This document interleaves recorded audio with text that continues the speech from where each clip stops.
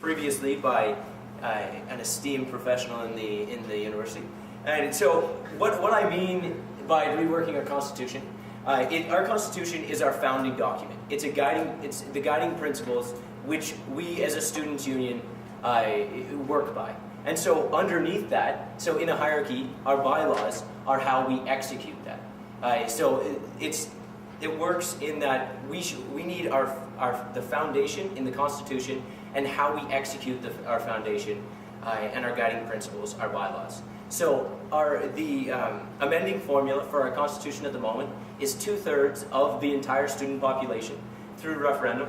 And so as I say rewrite the Constitution, what I mean is to rework it so that it's a fundamental document. At the moment, there's technical information, and what it means is going back to our foundation. So we need to figure out what students stand for and reevaluate what we hold, what we value.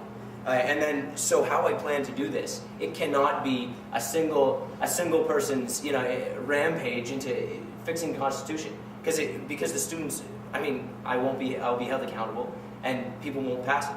What needs to happen is over the summer, I plan to take student input and try to make it a more fundamental document, and then in a committee setting, bring it to committees next year in September, so that we can continue in the process and eventually hold a referendum. Thank you.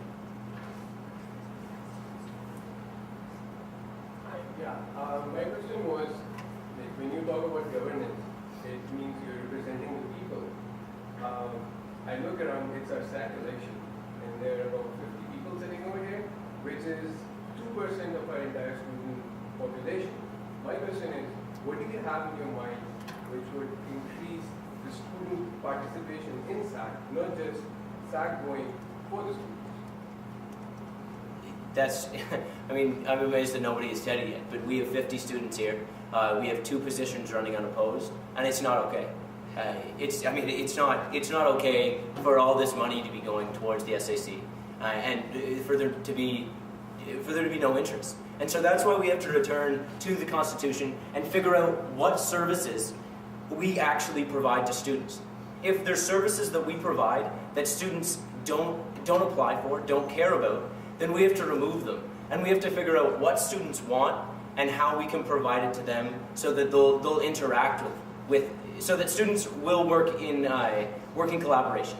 So we need to figure out what services are important to students, and that'll be a long process, but that's the only way students will be interested. We need to be an integral part to their education. Thanks. Okay, this is about your Constitution, your idea to change the Constitution for the better or not, that remains to be seen. But it's practically impossible to get quorum now, just for SAC elections or any type of election. How do you expect to get 2/3 of the student vote?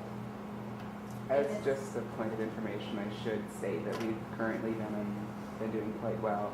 Quorum is 25% of the student body, and in elections for the previous few years, we've been getting about 60% voting participation, which is higher than many other universities. Sorry, what was that? We've been getting about 60% voter turnout. Quorum is 25%, which is higher than many other universities. So, just as a point of information, quorum isn't an issue, or it hasn't been an issue traditionally.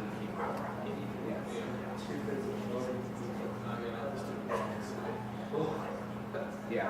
Yeah. Okay, I just wanted to provide that information to ensure that. That would work really well. But still, it's still difficult, especially if this is being a separate bill, not going through when you do a separate vote, it's obviously more difficult to get it than when you do a SAC election.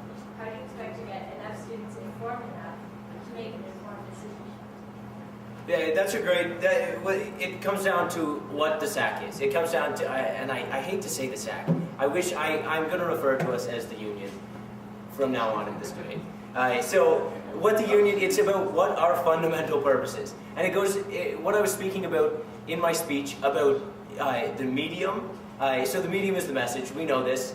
And so it goes down, we need to figure out how we can be connecting with students on whatever plane they need. So we can't expect students to come to us. We have to go to students. And so I guess how we get students interested is reworking what services are important to students. We have to make ourselves important to students, not make students think we're important. It's not an okay thing for us to have 50 people here, and for us to reduce quorum because we can't get student interest. We need to go back to our foundation to solve the problem and work our way up from there. Thanks. So to talk dollars and cents here for a minute, maybe. Yes, sir.